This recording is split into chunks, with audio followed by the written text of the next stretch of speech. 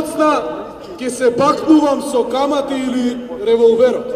Вака кажал големиот Дамјан Груев.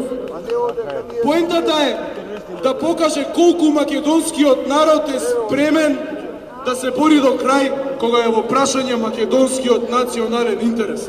Ќе одиме до крај се додека не се исполнат барањата за права и правдини и се додека не се пуштат сите оние кои што се неправедно обвинети и притворени.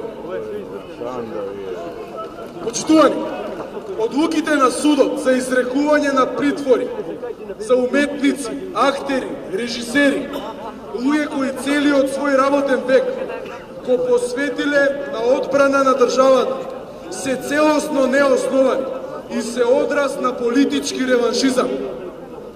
Нивниот единствен греф е тоа што си ја сакаат државата и што јавно се спротивставуваат на антимакедонските политики.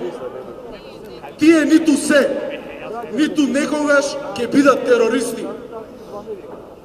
Одлуката да се испрати во притвор оперски пејач, кој е татко на 3 деца,